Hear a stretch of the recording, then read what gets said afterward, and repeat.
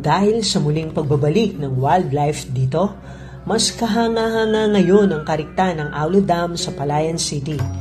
Makikita ang mga papa o wild duck na akala mo yung may choreography sa kanilang paglipad at ang mga salaksak o kingfisher na nagda-dive upang manghuli ng isda. Dumadami na rin ang mga bayawak at may mga pugad na ng agilang nakikita sa mga sanga ng punong mismong mga empleyado ng Provincial Government of Nueva Ecija ang nagtanim bilang bahagi ng tree plantation program nito. Ayon kay PG&E Enro Forestry Section Head Apolonio Manuel, pinalakas at pinayabong ni Governor Aurelio Umali ang programa. Kaya ang dating grassland sa baybayin ng Aulo Dam ay naging masiglang kagubatan. Pero siguro po pinagpatuloy po niya, hindi niya tinigilan.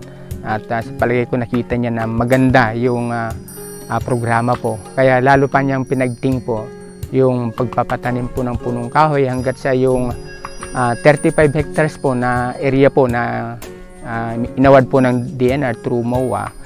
Ay pinagpatuloy hanggang sa matamnan na po lahat at nakita naman po natin na talaga yung mga tinanim po ng mga punong kahoy ay malalaki na, kumbaga harvestable na po siya. Pero bagamat na harvestable na ay hinahayan lang po natin na ganyan siya upang sa ganon ay yung isa pang layunin na itong dam ay maging buhay yung kanyang tubig ay hindi po siya matutuyot at maging tuloy-tuloy po. Umabot na sa tinatayang 50,000 puno ang naitanim sa Mount Mapait gaya ng eucalyptus, Japanese acacia, mahogany at melina. At ilan sa mga ito ay sinlapad na ng drum. Dahil dito, tinawag na itong watershed ng National Irrigation Authority. Watershed o kanlungang tubig ang tawag pag ang kagubatan ay nakatutulong sa pag-imbak ng tubig mula sa ulan na pagmumula ng tuloy-tuloy na daloy kahit sa panahon ng tag-init. Tatlo ang tree plantation na tinututukan ng Kapitolyo ngayon. Nasa bayan ng Karanglan at Gabaldon ang dalawa pa. Pag yung lugar po ay mananatili siyang grassland, ang lugar po na yan ay magiging prone to erosion, prone to fire. Tapos po, pag naging magubat po siya kasi yan, yung mga puno kasi po na itatanim po natin, alam po naman natin na malakas po silang mag-absorb po ng tubig, hindi lang din po mag-absorb ng tubig, pati rin po yung carbon dioxide, malakas din sila mag-absorb. Sapagkat yung carbon dioxide, isa po sa mga gaseous element na siyang pong nagpapainit po ng atin pong atmosphere.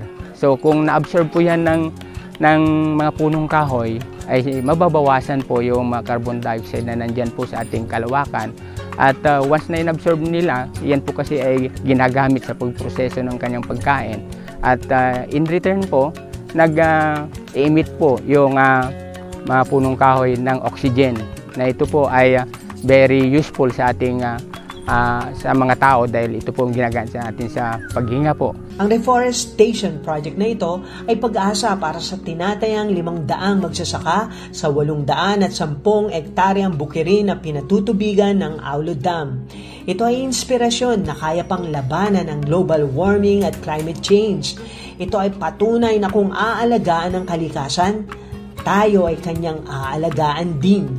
At ito ay mensahe para sa susunod na henerasyon na hindi lahat pinabayaan ang mamanahin nilang planeta. Mayroong nagmalasakit para protektahan ito.